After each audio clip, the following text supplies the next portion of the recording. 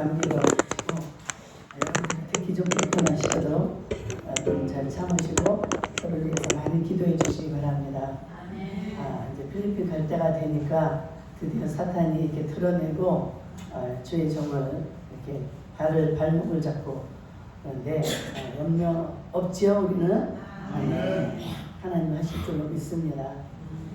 거기 가서 제가 또 설교도 해야 되고 기도도 해야 되고 할 일이 좀 많아요. 그러니까 총재님도 또 비롯해서 사단이 이렇게 가로막고 하는데 어젯밤만 해도 굉장히 가래가 많이 나오고 그런데 기도하니까 오늘은 이렇게 목소리가 또 나와서 여러분들 앞에 섰습니다. 한 주간 동안 여러분들 아주 강력하게 기도로 도와주시기를 부탁을 드립니다. 오늘 우리에게 주시는 하나님의 말씀은 마태복음 3장 1절에서 4절까지의 말씀을 가지고 하나님이 가장 우리에게 지금 뭔 말씀을 하시기를 원하시는가. 이 하나님의 말씀을 우리는 들을 때 그것을 행할 수도 있고 이렇게 순종할 수가 있는 겁니다. 근데 하나님의 음성을 듣지 못하면 항상 내 뜻을 쫓아서 내가 하고 싶은 기도를 하고 내가 하고 싶은 행동을 하고 이렇게 됩니다.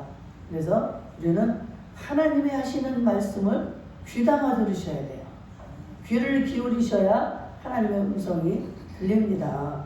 그래서 이 소리를 들으라는 거예요. 이 소리를 들으라.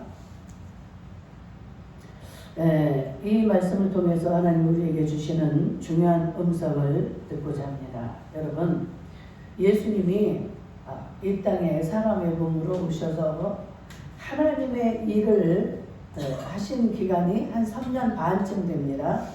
이 기간을 공생애다 그래요.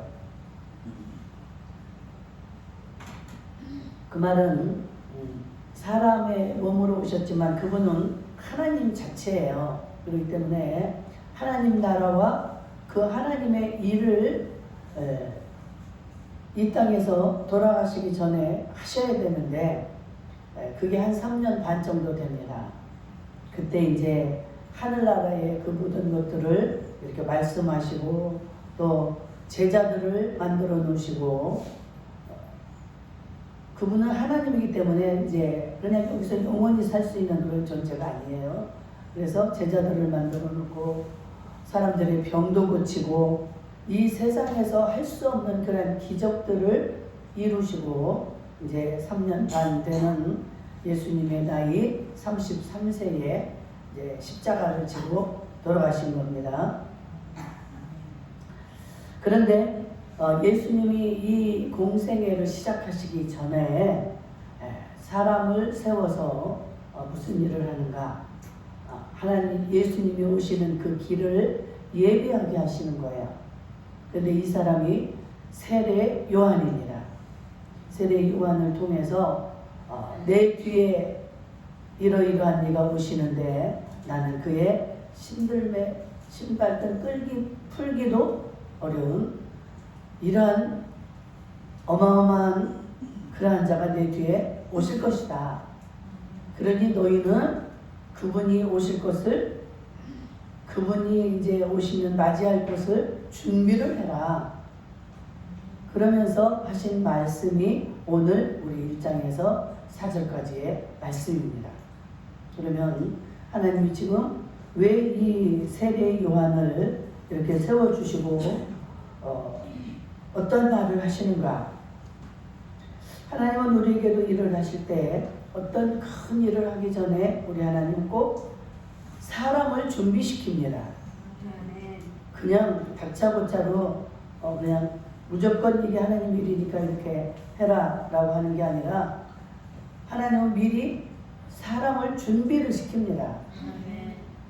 지금 이 메시지가 바로 회개하라는 말씀인데 세례 요한이 그게 이제 예수님이 오시기 전에 광야에다가 하나님이 이 세례 요한을 보내가지고 광야에서 외치게 하는데 첫 성이 뭐예요? 회개하라. 천국이 가까웠느니라. 아멘. 첫 소리가 뭐라고 그랬어요? 회개하라는 거예요. 우리가 예수를 믿으면서 가장 먼저 우리가 해야 될 거는 내가 이 예수를 만나기 전에 얼마나 죄인이었나. 나는 그렇게 죄인인 줄도 몰랐는데 예수님을 만나고 보니까 너무나 내가 죄인이라는 것을 깨닫게 됩니다. 그러면 우리는 어떻게 해요? 그것을 죄를 있는 그대로를 가지고는 하나님을 만날 수가 없습니다. 하나님은 거룩하신 분이기 때문에 내가 그 죄를 사함을 받지 못하면 하나님을 만날 수가 없어요. 우리가 이 죄 사함을 받기 위해서는 지금 뭐라고 그래요? 회개하라는 겁니다. 회개를 하게 되면 예수님이 우리의 죄를 씻어주시고 우리의 기도를 들으시고 우리를 만나주시는 줄로 믿습니다. 1절에 이렇게 세례 요한이 이르러 유대 광야에서 전파하여 말하되, 어디에서 들려오는? 광야에서 이 소리가 지금 들리는 거예요. 왜 이 광야에서 할까요? 광야라는 곳은 참 물도 부족한 곳이고 사람이 아주 살기도 힘든 곳이고 외롭고 황량한 곳이 이 광야입니다. 아니, 이 하나님은 왜 이 세례 요한을 광야에다가 세우시고 이렇게 말하게 하셨을까? 이 광야를 여러분들이 잘 아셔야 됩니다. 아니, 광야 말고도 거기 그 당시 예루살렘 이런 큰 도시도 있고 사람이 많이 모이는 곳들도 있고, 그런데 왜 이렇게 광야에다가 세우셨을까? 그 이유는 간단합니다. 우리 사람은 이 사람의 소리가 없어질 때 우리는 어때요? 하나님의 소리가 그때 들려집니다. 아멘. 지금 우리가 사는 이 세상은 너무나 이 사람의 소리가 많고 소리가 크고 이 세상에는 이 돈 때문에 아우성치는 소리, 뭐 여러 가지죠. 이 욕심들, 그 사람의 평가, 판단, 수많은 여러 가지 소리가 들리기 때문에 이 하나님의 소리가 잘 들리지를 않습니다. 그런데 우리 하나님은 지금 이 백성들을 구원하기 위해서 우리가 회개하고 죄 씻음을 받아야 되는데, 하나님이 하시는 일은 1.1획도 거짓이 없고 변하지도 않고 틀림이 없습니다. 아멘. 그래서 이 하나님은 이 세례 요한을 광야에다 세우시고 첫 번째로 외치는 소리가 회개하라. 천국이 가까웠느니라.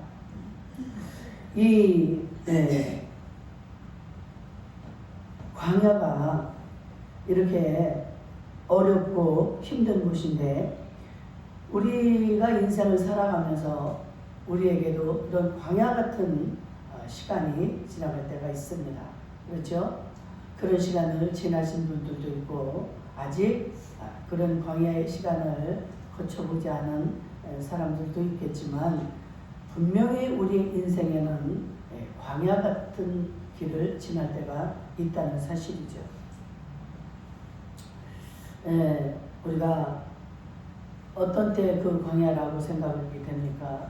우리의 몸이 육신이 연약해져서 정말로 다 죽어갈 수밖에 없는 그런 질병이 왔을 때, 또 경제적으로 너무나 정말 곤고해서 살 수가 없는 그런 고통 속에 우리가 처해질 때,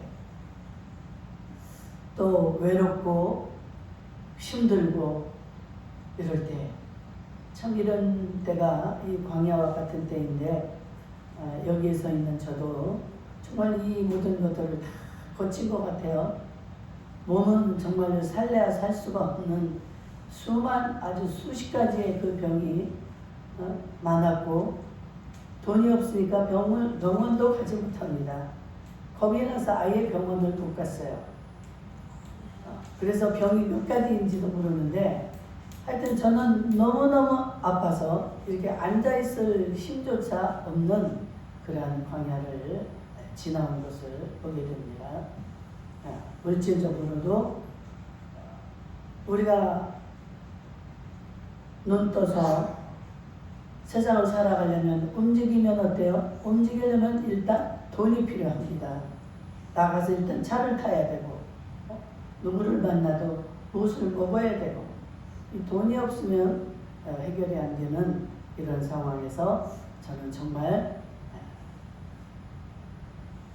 엄청난 그런 이 돈으로 인해서 모욕과 수치와 수모를 당하고 그런 지경을 또 오랜 동안 겪었습니다.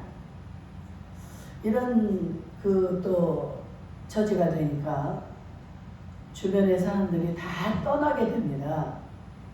여러분들 주변에 사람이 많은 것도 감사할 수 있기 바랍니다. 여러분들의 형편과 처지가 어려워지고 외로워지고 이렇게 되면 우리의 곁을 다 떠나는 게 인간들이에요. 그래서 정말 그런 외로운 지경을 지나왔는데 그런 과정을 통해서 우리 하나님은 말씀을 하시죠.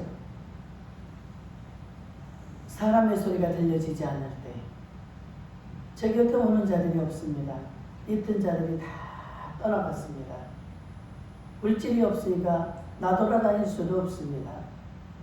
나돌아다니기는 커녕 자녀들에게나 누구에게나 할 도리를 못하니까 참 이미 말할 수 없는 그런 부끄러운 삶을 살게 될 수밖에 없죠. 몸은 아파서 견딜 수가 없는 뭘 걸어다니고 앉아서 뭐를 말을 해야 이 살아가고 대화가 되는데 한때 그렇게 제가 앉아있을 기력조차 없는 그런 병을 또 앓고 지나갔습니다. 그래서 우리에게 이런 광야 같은 때를 왜 이런 일을 하나님은 허락하시고 그럴까? 이 광야는 여러분들 이제 제가 이렇게 이런 결과가 되어서 여러분들 앞에 서 있는 이런 결과를 보고도 아실 수 있듯이 우리 하나님은 이 광야가 버림받은 장소가 아닙니다. 이 광야라는 과정을 통해서 많은 것을 깨닫게 하고 많은 걸 돌아볼 수 있는 시간이고 또 거기에서 많은 것을 발견하되 하나님의 음성을 들을 수 있는 장소라는 것이 이 광야임을 우리는 알아야 됩니다. 아멘. 정말 힘든 그 오랜 기간이었지만 이 광야가 없었더라면 내가 어떻게 이 하나님을 발견할 수 있을까? 저는 절대로 이 하나님을 발견할 수가 없는 사람이었습니다. 제가 태어나서 한 20살이 되도록 엄마와 같이 살았지만 우리 엄마는 아주 우상을 섬기는 그 유교 집안에 정말 작두 무당이 마당에서 작두를 타는 또 늘 무당이 오고 가는 이런 집안에서 살았기 때문에 예수 일자도 몰랐고 하나님 한자도 모르는 그러한 자였습니다. 그러한 삶을 살다가 제가 이제 26살 시집갈 때가 돼가지고 시집을 갔는데 하나님이 저를 거기서 이렇게 끌어내서 예수 믿는 집안으로 시집을 보내셨습니다. 말도 못하는 저희 집안은 아주 그냥 귀신 덩어리 아주 그냥 귀신하고 같이 사는 이러한 집안이었습니다. 제가 이번에 필리핀을 가게 되면 제가 말씀을 1시간을 전하는 시간이 있는데 다 목회자들이고 다 선교사들이잖아요. 그러니까 그들도 얼마나 많은 체험들을 하고 많은 우여곡절이 있었겠습니까? 그래서 저 역시도 이번에 제가 이제까지 이 시간까지 이르는 그 과정을 간증을 하고자 제가 마음을 놓고 준비하고 있습니다. 그런 많은 어려움을 겪은 자들이기 때문에 참 어지간한 감동을 주지 않으면 감동을 받을 수 없는, 우리가 상상할 수도 없는 이 선교사들은 자기의 생명을 내놓고 그 자기의 친척, 본토, 아비집을 다 떠나는 거 아닙니까? 이러한 자들이기 때문에 뭐 두려울 게 없는 자들이에요. 생명을 걸고 그 복음을 전하는 자들입니다. 그래서 정말 그 단에 선다는 것은 감히 정말 하나님 세우지 않으면 다 그냥 아무 효과가 없는 것으로 허무하게 끝나버릴 수 없는 게 이게 선교사들을 향해서 하는 그 시간이에요. 그래서 대부분의 이제 선교들을 어떻게 하는가? 이 큰 교회들이 선교를 많이 가잖아요. 대부분의 많은 물질을 가지고 갑니다. 물질을 가지고 가서 그냥 주는 거예요. 우리나라 예전에 어려울 때 미국 선교사들이 와서 그렇게 초콜릿도 주고 뭐 수많은 쌀도 주고 병원도 세워주고 학교 세워주고 이렇게 해서 우리를 예수를 이렇게 받아들이도록 이렇게 했듯이 그런 선교를 많이 합니다. 근데 저희 단체에서 가는 이 선교 대회는 그러한 그 현지인들을 향해서 이렇게 부어주고, 우리가 물론 먹을 것도 많이 가지고 가고 줄 것도 가지고 가지만 저희가 목표는 이 선교사들이 그 사명을 감당하다가 낙심하고 지치고 피곤한 이 마음, 그 식어진 믿음, 이것을 위로하고 다시 소망을 주고 용기를 주는 그 일을 감당하기 위해서 가는 저희는 선교 대회입니다. 다르죠?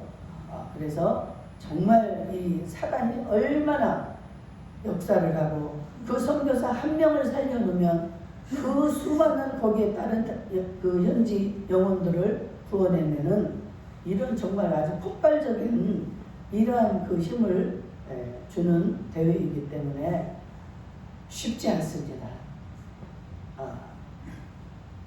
가장 대표이신 총재 목사님부터 시작을 해서 지금 거기에 말씀을 서야 되고 하는 그 분들에게 얼마나 이 사단이 공격을 하는지 저는 이제 잘 지나가나 보다 했는데 일주일 앞두고 이렇게 지금 제가 이제 또 시작이 됐는데 그 안에 깨끗이 나아서 정말 그 사명 잘 감당할 수 있으리라 생각을 합니다. 기도해 주세요. 이렇게 세상 속에는 돈의 소리, 욕심의 소리, 그 많은 그런 소리들이 가득했기 때문에 하나님이 이렇게 세례 요한을 광야에다 세우셨는데 이 하나님을 만나는 곳이기에 이스라엘 백성들도 애굽에서 나와가지고 광야로 들어버립니다. 광야에서 한 40년 동안을 거기서 지내게 되면서 그 하나님이 말씀하여 주시고 만나 주시고 그 기적을 베풀어 주셔서 하나님이 어떤 분인가를 이스라엘 백성들이 광야에서 만나는 거예요. 거기는 하나님이 아니면 해결할 방법이 없습니다. 제가 그랬잖아요. 하나님, 나는 살 수도 없고 죽을 수도 없으니까 하나님 마음대로 하세요. 제가 광야를 지날 때 이 고백을 참 많이 했습니다. 살래야 살 수가 없습니다. 그럼 죽어야 되는데 죽는 것도 그렇게 쉽지 않아요. 내 마음대로 죽을 수가 없어요. 그래서 하나님을 찾을 수밖에 없는, 나를 마음대로 이제 하나님이 죽이시든지 살리시든지 하나님 손에 있으니까 하나님이 하세요. 그러니까 하나님의 음성이 들려지고 제 눈이 열리고 제 마음이 열려지기 시작을 했습니다. 그렇지 않았으면 뭐 지푸라기 하나라도 잡을 거 있으면 그것을 잡을 정도로 그렇게 세상을 의지하고 제가 세상에서 충만하게 정말 바르게 살아보려고 애를 썼던 사람이었어요.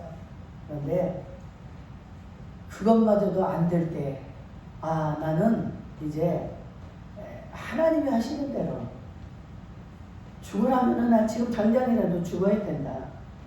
그렇게 포기를 했습니다. 세상에 다 나를 무시하고 나를 그렇게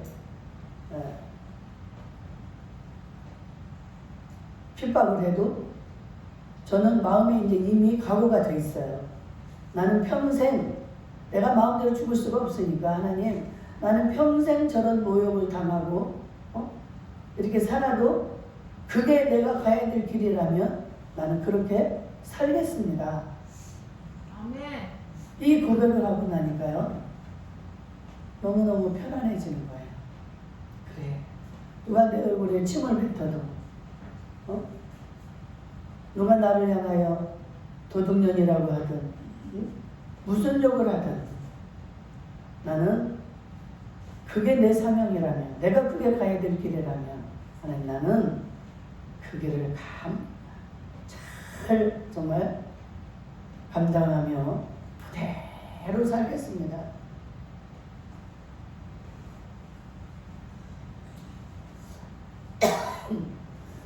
그 시절은 정말 해결 방법이 없었습니다.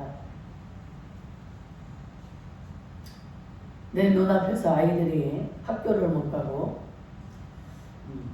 잠을 자는데도 잠자리가 발을 뻗고 못 자는 그런 방에서 2년을 살아야 됐고, 결국은 우리 딸이 남의 집에 가서, 친구 집에 가서 살다가 와야 되는 이런 삶을 살 때 제가 하루가 어떻겠습니까? 하루가 천년과 같고 도저히 가망이라고는 0.0001%도 안 보이는 이런 불가능한 속에서 저 혼자라면은 그게 참 쉬운데 자녀들 앞에서 그 삶을, 희망이 없는 삶을 살아간다는 건 참 쉽지 않았어요. 그럼에도 불구하고 그 하나님은 저를 하루하루 이 말씀으로 인도를 하셨습니다.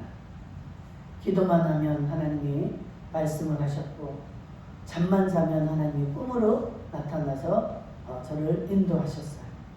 네. 여러분, 절대 이 광야는 버림받는 곳이 아니고 하나님을 만나는 곳이라는 사실을 기억할 수 있기를 축복합니다. 그래서 절대로 낙심하시면 안 되고, 또 그 다음에 이어서 뭐라고 합니까? 2절에 회개하라, 천국이 가까웠느니라. 이 회개가 뭡니까? 회개는 단순히 내가 뭔가를 잘못했다라고 말하거나 그것을 깨닫는 게 아니에요. 그것을 깨닫고 방향을 바꾸는 겁니다. 이게 이 헬라어로 메타노이아인데, 이 회개는 방향을 바꿔야 되는 거예요. 내가 이 세상을 바라보고 살았다. 그러면 하나님을 바라보는 방향으로 바꿔야 돼요. 또 내가 죄의 길을 가던 사람이 의의 길로 돌아서는 것입니다. 이제까지 내 중심, 내 뜻대로 살던 사람이 하나님의 뜻대로 이렇게 방향을 바꾸는 것이 이게 회개예요. 아멘. 성경에 보면 그렇게 회개한 사람들이 많이 나오는데, 그 탕자의 비유에서 아들 둘이 있는데 그 작은 아들이 그렇게 아버지를 떠나서 자기의 유산을 다 받아가지고 살다가 다시 아버지 품으로 오잖아요. 나가서 살아보니 돈이 있을 동안은 좋았어요. 여자도 만나고 별짓을 다 했겠죠. 하고 싶은 걸 다 해보고. 그런데 시간이 지나니까 이제 돈이 떨어져, 자기를 누가 알아주는 사람도 없어. 결국은 이제 먹고 살 것조차 없습니다. 그래서 돼지가 먹는 쥐염 열매까지 돼지 열매를 다 주워 먹고 뺏어 먹고 이러면서 깨달은 거죠. 그때 하나님 음성을 듣습니다. 내가 우리 아버지 집에 가면 우리 아버지 집에는 품꾼들도 많고 먹을 것이 진진한데 나는 이렇게 멀리해서 나는 이제 줄여서 죽는구나. 이것을 깨달은 거예요. 깨달았을 때 내가 아버지의 배로 돌아가자. 내 아버지 집에 가면 나는 살 수가 있어. 이것을 깨닫고 아버지 집으로 방향을 바꿔서 오는 거예요. 아멘? 이게 회개입니다. 회개. 아무리 깨달으면 뭐예요? 거기서 굶어서 죽는 거예요. 그런데 방향을 바꿔서 아버지 집으로 오니까 아버지가 어떻게 했습니까? 이때나 저때나 우리 아들이 언제 돌아올까? 동구 밖에서 기다리다가 그 아들이 나타나니까 그냥 쫓아가서 목을 끌어안고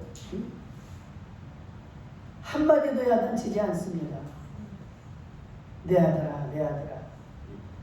그러면서 막 하인들을 시켜서 잔치를 베풀려고 하죠. 나의 죽었던 아들이 돌아왔다. 여러분들 이런 은혜가 있기를 주의 이름으로 축복합니다. 우리는 그 둘째 아들보다도 더할 수가 있고 더 많은 죄를 지키도 하고 여러분들 그 모습이 보여질 수 있기를 축복합니다. 나는 그보다는 10배, 1000배는 낫지. 이런 생각을 하고 사니까 내 죄가 보이지를 않는 거예요. 내가 회개할 수가 없는 겁니다. 내가 죄인이라는 것이 깨달아져야 회개를 하는데 그런데 회개하지 않는 영혼은 우리 주님을 만날 수가 없다는 사실입니다. 그러니까 이 회개가 얼마나 중요한가를 우리가 알 수가 있죠. 왜 회개를 해야 되는가? 천국이 가까이 왔다. 천국이 지금 가까이 왔기 때문에 우리는 회개하지 않으면 안 된다라는 거예요. 예수님이 지금 우리를 다시 데리러 오실 때가 다 됐는데 회개하지 않고 더러운 몸으로 더러운 마음으로 이렇게 살다가는 예수님을 따라갈 수도 없고 예수님이 우리를 데려갈 수도 없다는 사실입니다. 그래서 이 회개는 신앙의 출발점인 거예요. 회개가 나와야 우리는 그 신앙이 출발이 되고 그 신앙생활을 이어갈 수가 있는 것입니다.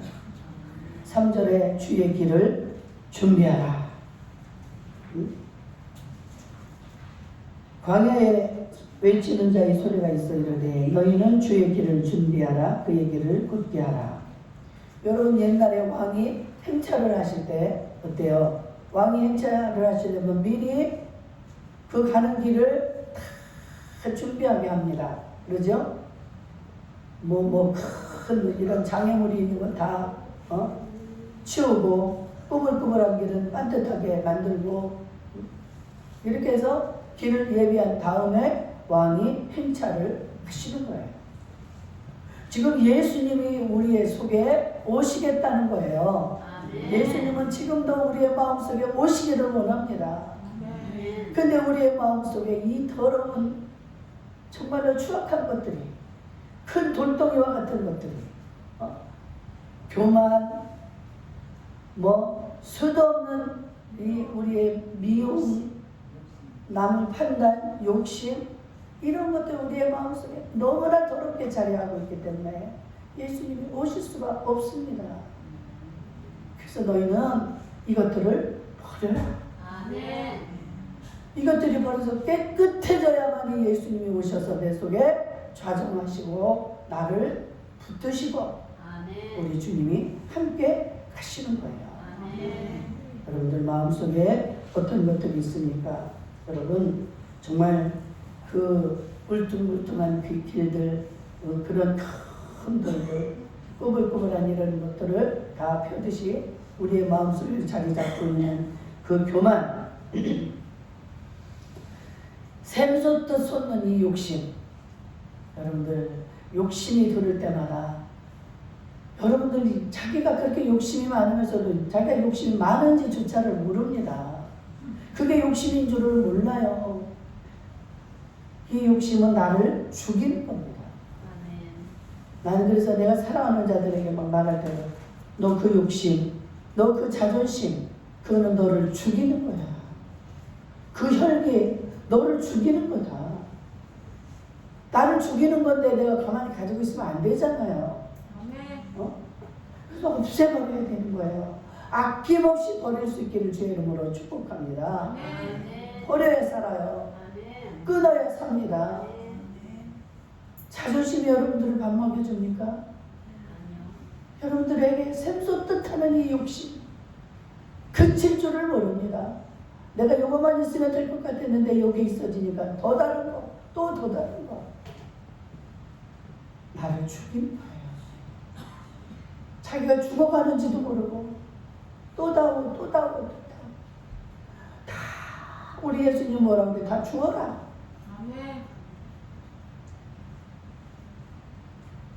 너의 목숨까지도 사랑하는 친구를 위해서 버려라.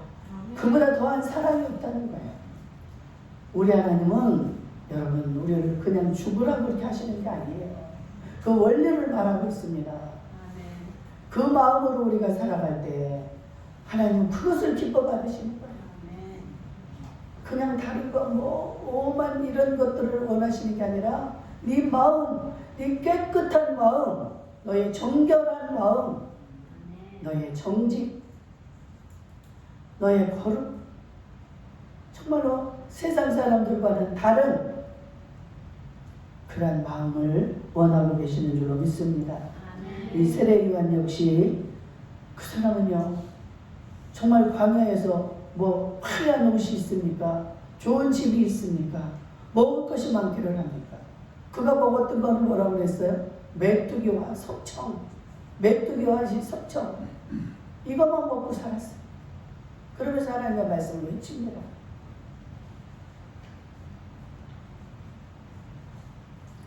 우리는 그에 비하면 얼마나 좋은 집이 있고 바람을 피할 수 있는, 추위를 피할 수 있는, 참 기가 막히잖아요. 우리가 사는 거는 지금.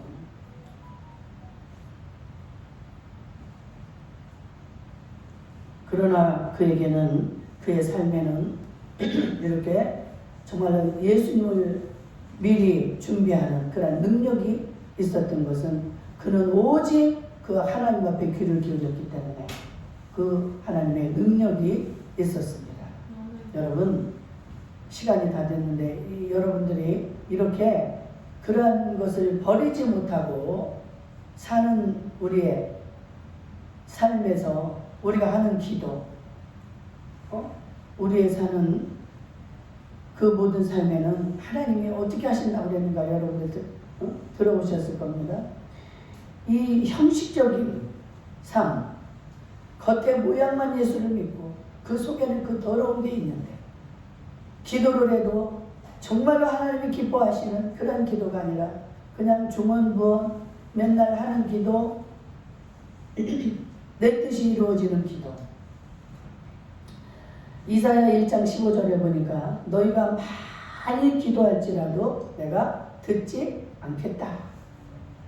그냥 기도하는 게 아니에요. 그렇게 많은 기도를 한다 할지라도 하나님 그런 기도를 듣지 않겠다는 거예요.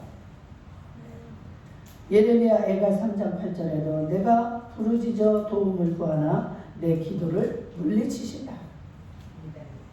하나님이 그 내 기도를 들으셔야 내가 그 문제가 해결이 되는데 하나님은 내 기도를 물리치신다는 거예요. 더럽고 형식적인 기도, 입에 담긴 그런 입에 발린 말 이런 거는 내 앞에서 하지 말라는 거예요. 예레미야가 3장 44절에서도 주께서 구름으로 자신을 가리사 기도가 상달되지 못하게 하신다. 다 거의 같은 말이죠. 우리가 이렇게 기도로 부르짖고 하는데 구름을 중간에 놔서 딱 막고 이 기도가 하나님 앞에 상달이 돼야 되는데 상달이 못되게 하나님이 막으신다 이 말이에요. 어떤 기도? 진심이 없는 기도, 중언부언하는 기도, 간절함이 없는 기도. 여러분 오늘도 이 시간도 하나님이 찾으시는 사람은 하나님께 마음을 드리는 사람입니다. 아멘. 여러분의 마음, 정직하고 솔직한 마음, 정말 통회하고 자복하는 심령을 우리 하나님은 오늘도 기다리신다는 사실을 기억할 수 있기를 축복합니다. 그래서 정말 다시 하나님 앞에 돌아오는 저와 여러분들 될 수 있기를 주의 이름으로 축복합니다. 아멘.